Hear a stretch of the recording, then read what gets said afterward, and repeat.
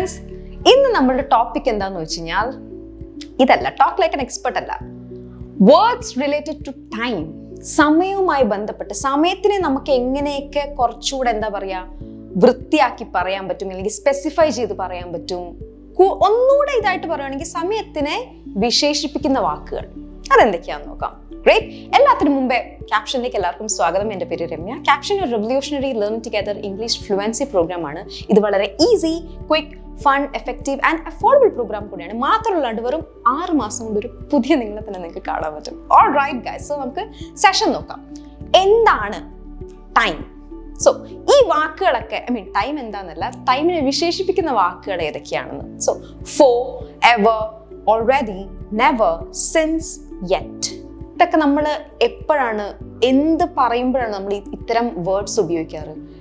ടൈമുമായി ബന്ധപ്പെട്ട്. അതായത് we use these words to say for how long or when something happened. എത്ര നേരത്തേക്കോ, അല്ലെങ്കിൽ എന്നാണ് ഇത് നടന്നത്, അല്ലെങ്കിൽ ഇത് നടന്നിട്ടില്ല ഇതുവരെ, ഇത് എത്ര നാളായി നടന്നുകൊണ്ടിരിക്കുന്നു, അത്തരം രീതിയിൽ. അതായത് സമയവുമായി ബന്ധപ്പെട്ട് കുറച്ചുകൂടെ എന്താ പറയാ സ്പെസിഫൈ ചെയ്ത് പറയുവാണെങ്കിൽ adverbs of time, ടൈമിനെ വിശേഷിപ്പിക്കുന്നതാണ്. അതായത് ടൈം ഓക്കെ, ഒരു 7 years, for 7 years, അല്ലെങ്കിൽ സിൻസ് 7 years, അല്ലെങ്കിൽ സിൻസ് ഇന്ന ഒരു പർട്ടിക്കുലർ ഇത്, അതല്ല. അപ്പം സമയത്തിനെ വിശേഷിപ്പിക്കുന്ന വാക്കുകളാണ് ഇതൊക്കെ. അതാണ് adverbs of time. adverb എന്ന് പറഞ്ഞാൽ എന്താണ്? verb എന്ന് പറഞ്ഞാൽ ക്രിയ, ക്രിയയെ വിശേഷിപ്പിക്കുന്ന സാധനം. സോ അതുപോലെ തന്നെ സമയത്തിനെ വിശേഷിപ്പിക്കുന്നതാണ് adverbs of time നമ്മൾ പറയുന്നത്. ഓൾറൈറ്റ്, സോ ഇതൊക്കെയാണ് ആ വാക്കുകൾ. അപ്പം ഇത് വെച്ചിട്ടുള്ള സെന്റൻസ് ഏതൊക്കെയാണെന്ന് നമുക്ക് നോക്കാം. കാര്യം മിക്ക സമയം ഒരു സെന്റൻസ് ഫ്രെയിം ചെയ്യുമ്പം മിസ്റ്റേക്ക് പറ്റാൻ സാധ്യതയുള്ള കുറച്ച് വാക്കുകളാണിത്. ഒരു പ്രശ്നമില്ല, നമുക്കിത് വളരെ ലളിതമായിട്ടൊന്ന് നോക്കാം. ഫോർ. അപ്പം use for to tell how long an action or event has lasted. അതായത് ഒരു ആക്ഷൻ അല്ലെങ്കിൽ ഒരു ഇവന്റ്, ഒരു സംഭവം എത്ര നേരത്തേക്കോ, അല്ലെങ്കിൽ എത്ര നാളത്തേക്കോ, എത്ര വർഷത്തേക്കോ അത് ലാസ്റ്റ് ചെയ്തു. ഒരു ഉദാഹരണം നോക്കുകയാണെങ്കിൽ, I have lived in Chicago for 7 years. ഞാൻ ഷിക്കാഗോയിൽ 7 വർഷമായി എന്താ പറയുക താമസിക്കുന്നു, അല്ലെങ്കിൽ ജീവിക്കുന്നു, അല്ലെങ്കിൽ ലിവ് ചെയ്യുന്നു. സോ കണ്ടോ, 7 വർഷമായിട്ട്, ഫോർ 7 വർഷം. അപ്പൊ 7 വർഷം അവിടുത്തെ സമയമാണ്, അതിനെ നമ്മൾ വിശേഷിപ്പിക്കുകയാണ് ഫോർ 7 വർഷം. 7 വർഷമായിട്ട് ഞാൻ ഷിക്കാഗോയിൽ താമസിക്കുന്നുണ്ട്. I have lived in Chicago for 7 years. For കണ്ടോ, അതാണ് നമ്മൾ. അപ്പം എന്താണെന്ന് വെച്ചാൽ ഹൗ ലോങ് ആൻ ആക്ഷൻ, അല്ലെങ്കിൽ ഒരു ഇവന്റ്, ഞാൻ അവിടെ ഇതൊരു ആക്ഷനാണ്, ലീവ് ചെയ്യുക എന്ന് പറഞ്ഞാൽ താമസിക്കുക, അല്ലെങ്കിൽ അവിടെ ജീവിക്കുക, അവിടെ ഉണ്ടായിരുന്നു 7 വർഷത്തോളം എന്ന് പറഞ്ഞാൽ. അപ്പം അതാണ് ആ സമയത്തിനെ നമ്മൾ എന്താണ് വിശേഷിപ്പിക്കുകയാണ് അവിടെ. അടുത്തതിനകത്തേക്ക് പോകുന്നതിന് മുമ്പ് എനിക്ക് ചെറിയ reminder about Capshine's 30-day free trial. അതിനകത്ത് ഒരുപാട് ഫീച്ചേഴ്സ് ഉണ്ട്. ലൈവ് ക്ലാസ്സസ്, അതുപോലെ തന്നെ സ്പീക്കിംഗ് ഓപ്പർച്യൂണിറ്റീസ്, സംസാരിക്കാനുള്ള ഓപ്പർച്യൂണിറ്റീസ്, കൂടാതെ ലേൺ ആൻഡ് പ്രാക്ടീസ് ഗ്രൂപ്പ്, ചേർന്നിരുന്ന് പഠിക്കാം, പ്രാക്ടീസ് ചെയ്യാം, നിങ്ങൾക്ക് നിങ്ങളുടെ ഐഡിയാസ്, നോളജ് ഇതൊക്കെ ഷെയർ ചെയ്യാൻ പറ്റിയ ഒരു പ്ലാറ്റ്ഫോമാണ്. കൂടാതെ മന്ത്ലി ഫ്ലുവൻസി ട്രാക്കർ, നിങ്ങളുടെ പെർഫോമൻസ് എത്രത്തോളം പോകുന്നു, എവിടെയൊക്കെ ലാഗ് ചെയ്യുന്നു, എവിടെ നിങ്ങൾ നന്നായി പെർഫോം ചെയ്യുന്നു, ഇതൊക്കെ നിങ്ങൾക്ക് അതിന് ട്രാക്ക് ഡൗൺ ചെയ്യാൻ പറ്റും.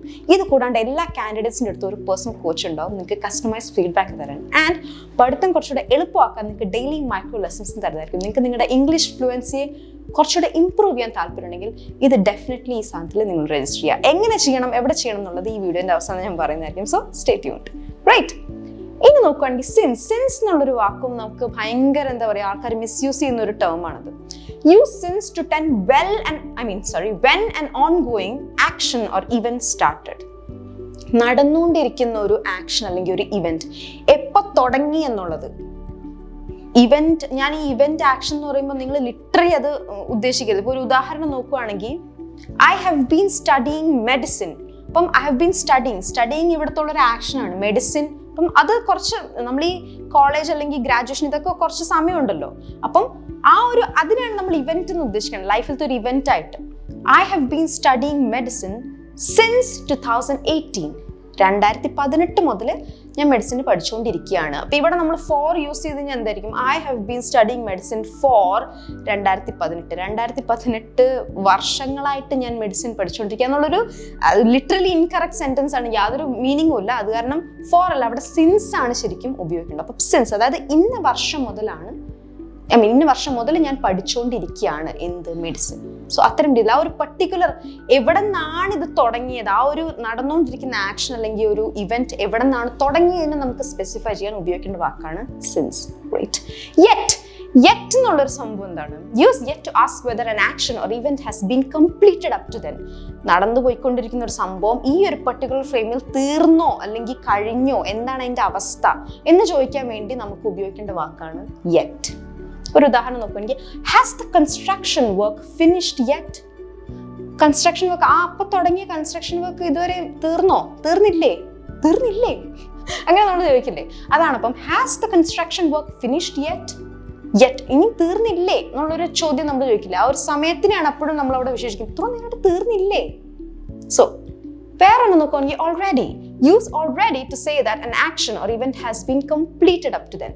ആ ഒരു സമയത്തിന് ഒരു സമയം നമ്മൾ എടുക്കുകയാണെങ്കിൽ അതിന് മുമ്പേ നമ്മളത് കംപ്ലീറ്റ് ചെയ്തു എന്ന് കാണിക്കാൻ വേണ്ടി ഉപയോഗിക്കുന്ന ഒരു വാക്കാണ് ഓൾറെഡി. നമുക്ക് എല്ലാവർക്കും അറിയാവുന്ന ഒരു വാക്കാണിത്. I have already signed all the documents. കണ്ടോ, ഐ ഹാവ് ഓൾറെഡി. നമ്മൾ അപ്പോഴും ആ സമയത്തിനാണോ, ഞാൻ നേരത്തെ ഞാൻ ചെയ്ത് കഴിഞ്ഞു. അത് ആ ഒരു സമയത്തിന് വെച്ച് 10:30 ചെയ്യുന്നല്ലേ പറഞ്ഞേ, ഞാൻ അത് നേരത്തെ ചെയ്ത് കഴിഞ്ഞു. അപ്പോഴും നമ്മൾ അവിടെ ഒരു സമയത്തിന് നമ്മൾ സ്പെസിഫൈ ചെയ്യുകയാണ്. Great. Ever. Use ever to ask if an action or event has happened in the past or not. ഇവിടെ കാലങ്ങളായിട്ട് മഴയൊന്നും പെയ്യാറില്ലേ, കാലങ്ങളായിട്ട് വെപ്പും കുളിയൊന്നും ഇല്ലേ എന്ന് നമ്മൾ ചോദിക്കുന്ന പോലെ എവർ, അതായത് ഇത്തരം ആക്ഷൻ ഇവിടെ നടന്നിട്ടുണ്ടോ എന്നുള്ളത് നമ്മളൊരു ഒന്ന് ചോദിക്കാൻ വേണ്ടി അതിനെ നമ്മൾ, അല്ലെങ്കിൽ ആ ഒരു ടൈം ഫ്രെയിമിനെ നമ്മൾ സ്പെസിഫൈ ചെയ്യാൻ വേണ്ടിയാണ് നമ്മൾ എവർ യൂസ് ചെയ്യുന്നത്. Has it ever rained during the summer months? ഈ എന്താ പറയുക, ചൂടുകാലത്ത് അല്ലെങ്കിൽ സമ്മർ സീസണിൽ സമ്മർ മന്ത്സിൽ എപ്പോഴെങ്കിലും ഇവിടെ മഴ പെയ്തിട്ടുണ്ടോ? ഇടയ്ക്ക് എനിക്കൊണ്ട് മിനിഞ്ഞാന്ന് എപ്പോഴും നമ്മുടെ നാട്ടിൽ പെയ്തായിരുന്നു തോന്നുന്നു, എനിക്കറിയില്ല, ഓർമ്മയില്ല. Never. Use never to say that an action or event hasn't happened in the past. Never. ഞാൻ ഇത് ചെയ്തിട്ടേ ഇല്ല അല്ലേ, അങ്ങനെ നമ്മൾ പറയില്ല. അയ്യോ ഞാൻ ഇതുവരെ ചെയ്തിട്ടില്ല, അങ്ങനെ പറയുമ്പോഴാണ് I have never gone swimming in the ocean. ഞാൻ ഇതുവരെ സ്വിമ്മിങ് ചെയ്തിട്ടില്ല. അതായത് നമ്മളപ്പം അത്രയും നമ്മുടെ ജീവിതത്തിലത്തെ ആ ഒരു കാലം, ആ ഒരു പീരീഡിനെ കണക്ട് ചെയ്തിട്ടാണ് പറയുന്നത്. ഞാൻ ഇത്രയും എൻ്റെ ഈ ജീവിതത്തിൽ ഞാൻ ചെയ്തിട്ടില്ല എന്ന് പറഞ്ഞില്ല. I have never gone swimming in the ocean. ഞാൻ ചെയ്തിട്ടില്ല. അപ്പോഴും നമ്മൾ അവിടെ ടൈമിനെയാണ് റെഫർ ചെയ്യുന്നത്. എക്സലൻറ്റ്. ഇനി നമുക്ക് അപ്പം നമ്മൾ കുറച്ച് 6 വാക്കുകൾ നമ്മൾ പഠിച്ചു. ഇനി നമുക്ക് ഇതിൻ്റെ ഉപയോഗങ്ങൾ എവിടെയാണെന്ന് നമുക്ക് നോക്കാം. ശരിക്കും പറഞ്ഞാൽ നിങ്ങളുടെ അണ്ടർസ്റ്റാൻഡിങ് നമുക്ക് നോക്കാം. Have you blank visited Paris? ഇവിടെ എന്തായിരിക്കും പറയുന്നത്? Have you since, for, ever, yet. Have you yet visited Paris? Meaning വരുന്നുണ്ടോ? യെറ്റ് എന്ന് പറഞ്ഞാൽ നമ്മൾ എന്തിനായിരുന്നു, ഇതുവരെ തീർന്നില്ലേ എന്ന് ചോദിക്കുന്ന ആ ഒരു ചോദ്യത്തിനാണ്. എവർ എപ്പോഴെങ്കിലും, അത് കുറച്ച് സൗണ്ട് ചെയ്യുന്നുണ്ടല്ലേ, റൈറ്റ്. അപ്പം have you ever visited Paris? അതാണ് എൻ്റെ ശരിയായ ഉത്തരം. This shop has been here blank the world war II happened. അപ്പം നമ്മളിവിടെ ഒരു സ്പെസിഫൈ ആയിട്ടുള്ള ഒരു സംഭവം പറയാണ്. വേൾഡ് വാർ II happened എന്ന് പറയുമ്പോൾ നമ്മളൊരു ടൈം ഫ്രെയിം പറയുവാണ്. അപ്പം ഹിയർ ഇവിടെ ഒരു സാധനം ഉണ്ടായിരുന്നു, വേൾഡ് വാർ തുടങ്ങിയപ്പോൾ മുതൽ. ഈ സാധനം അപ്പം മുതൽ ഉള്ളതാണ്. അപ്പം മുതൽ എന്നുള്ളതാണെന്ന് പറയുമ്പോൾ ഇതിനകത്ത് ഏതാ ഉള്ളത്? കറക്റ്റ് വാക്ക് ഇവിടെ കറക്റ്റ്. നമ്മളൊരു ടൈം ഫ്രെയിമിനെ സ്പെസിഫൈ ചെയ്ത് പറയാനാണെങ്കിൽ സിൻസ് ആണ് ഉപയോഗിക്കേണ്ടത്. Since the world war II happened, അപ്പം മുതൽ ഈ സാധനം ഇവിടെ ഉണ്ട് നമ്മൾ പറയില്ലേ. The mechanic has blank fixed my car. The mechanic has ever, since, yet. ഇതിനൊന്നും മീനിങ് ക്രിയേറ്റ് ചെയ്യുന്നില്ല. Already fixed my car. കണ്ടോ, ഇത്രയും സിമ്പിളാണ്. സോ ഇതൊക്കെയാണ് ടൈമിനെ സ്പെസിഫൈ ചെയ്യുന്ന അല്ലെങ്കിൽ ടൈമിനെ വിശേഷിപ്പിക്കുന്ന കുറച്ച് വാക്കുകളാണ്. കൺഫ്യൂഷൻസ് ഉണ്ടാക്കാം. പക്ഷെ നിങ്ങൾ ഓരോ തവണ വർക്ക്ഔട്ട് ചെയ്ത് എക്സസൈസ് ചെയ്ത് ഓരോ സെൻറ്റൻസസ് ക്രിയേറ്റ് ചെയ്യുമ്പം നിങ്ങൾക്ക് തന്നെ കുറേ ക്ലാരിറ്റി കിട്ടും. ഈ ചെറിയ വീഡിയോ നിങ്ങൾക്ക് യൂസ്ഫുൾ ആയിട്ട് തോന്നിയെങ്കിൽ ലൈക്ക്, ഷെയർ, സബ്സ്ക്രൈബ്, കമൻറ്റ് ഉറപ്പായിട്ട് ചെയ്യുക. കമൻറ്റ് വഴിയാണ് നിങ്ങളുടെ ഡൗട്ട്സും ക്വയറീസും ഒക്കെ നമുക്ക് കിട്ടുന്നത്. ഞാൻ നേരത്തെ പറഞ്ഞ 30 days ഫ്രീ ട്രയൽ രജിസ്റ്റർ ചെയ്യാൻ visit capshine.com അല്ലെങ്കിൽ Capshine ആപ്പ് ഡൗൺലോഡ് ചെയ്യുക. അടുത്ത വീഡിയോയിൽ കാണുന്നവരെ ബൈ.